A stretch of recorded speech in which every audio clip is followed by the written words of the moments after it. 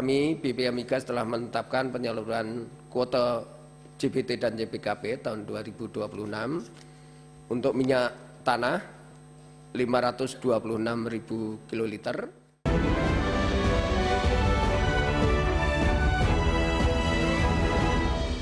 Badan Pengatur Hilir Minyak dan Gas Bumi memangkas kuota BBM subsidi Pertalite menjadi 29,27 juta kiloliter, turun 6,28% dibandingkan kuota 2025. Selain Pertalite, kuota minyak solar juga turun 1,32% menjadi 18,64 juta kiloliter.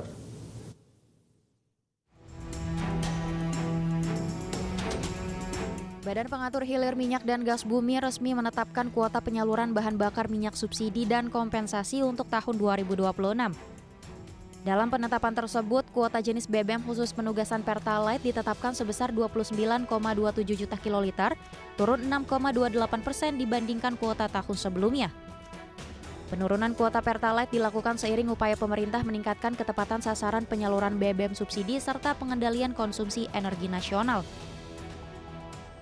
Kami BPM Migas telah menetapkan penyaluran kuota JBT dan JPKP tahun 2026 untuk minyak tanah 526.000 kiloliter, kemudian minyak solar 18.636.500 kiloliter, kemudian JPKP Pertalite 29.267.947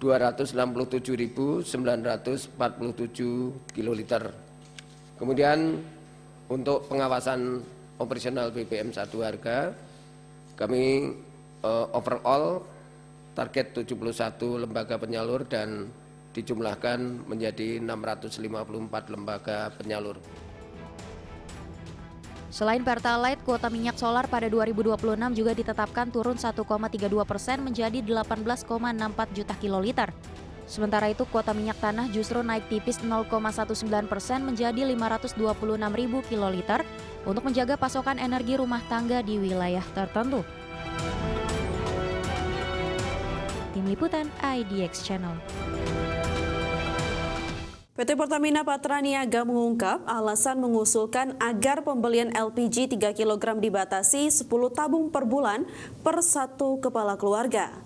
Wakil Direktur Utama PT Pertamina Patraniaga, Ahmad Mutasyar, mengatakan usulan pembatasan ini untuk mengendalikan lonjakan permintaan gas bersubsidi tersebut.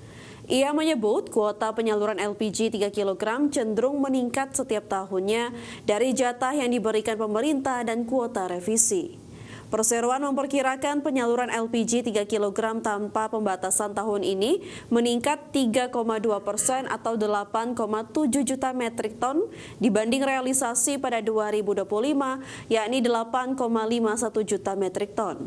Angka kenaikan tersebut juga telah mempertimbangkan peningkatan konsumen rumah tangga dan usaha mikro per bulan, serta penambahan konsumen petani yang menjadi sasaran pada 2026. Kecenderungannya untuk LPG ini berbeda dengan BBM subsidi. LPG ini cenderung meningkat, bahkan selalu meningkat, selalu direvisi sejak tahun 2023, selalu direvisi dan pada tahun 2026 diprognosakan untuk distribusi tanpa pengendalian, artinya distribusi ini dilakukan dengan tidak adanya batasan-batasan, itu akan meningkat sebesar 3,2% dari alokasi, meningkatnya cukup tinggi dari 8.000 ton menjadi 8.700. Dan tetapi kalau dari prognose terhadap penyaluran LPG yang dibatasi atau dikendalikan, nah ini akan meningkat sekitar. Kementerian Sosial sedang mematangkan sistem untuk menyalurkan bantuan sosial secara daring atau digital. Diharapkan dengan digitalisasi bansos, penerimanya pun akan lebih tepat sasaran. Menteri Sosial Saifullah Yusuf mengatakan digitalisasi bansos ini juga turut melibatkan Dewan Ekonomi Nasional. Saat ini Gus Ipul menyebutkan sudah diuji coba pemberian bansos digital di Kabupaten Banyuwangi. Meski masih terdapat error, Gus Ipul mengungkapkan pihaknya terus memperbaiki sistem tersebut sesuai dengan DTSEN sebagai acuan penerima bansos. Adapun uji coba pemberian bansos secara digital akan diperluas dengan uji coba di sejumlah daerah hingga nantinya digunakan secara nasional. Ia menjelaskan bansos digital ini nantinya setiap orang bisa mengajukan sebagai penerima bansos. Namun yang menentukan adalah sistem berdasarkan data DTSEN. Untuk ikut terlibat aktif dalam digitalisasi bansos. Jadi Bapak Ibu sekalian, kita harapkan nanti dengan digitalisasi bansos itu ya kita bisa membuat data kita makin akurat. Bersama Komite Percepatan Transformasi Digital pemerintah, kita sudah melakukan piloting di Banyuwangi ya kepada 357.000 KPM. Yang hasilnya memang cukup sedikit mengejutkan, tetapi inilah fakta Bapak Ibu sekalian. Jadi ini piloting, ini baru mencoba bersama-sama dengan tim besar yang dipimpin oleh Pak Luhut ya untuk melakukan satu proses digitalisasi bansos. Hasilnya ada 77% dinyatakan error ketika menggunakan data yang lama. Setelah diukur dengan DTSEN, errornya menjadi turun 28,2%. Diharapkan nanti dengan digitalisasi bansos, errornya sudah bisa di bawah 10%. Kita beralih ke informasi lainnya pemirsa. Chief Operating Officer Danantara, Doni Oskaria mengungkapkan kerugian badan usaha milik negara setiap tahunnya bisa mencapai 20 triliun rupiah. Jumlah tersebut merupakan kerugian resmi yang tercatat dalam laporan keuangan.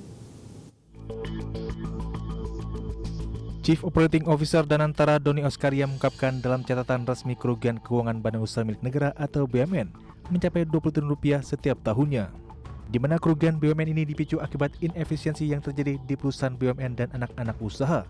Selain itu, Danantara juga mencatat selain kerugian 20 triliun rupiah, terdapat pula kerugian tidak langsung yang tercatat mencapai 30 triliun rupiah.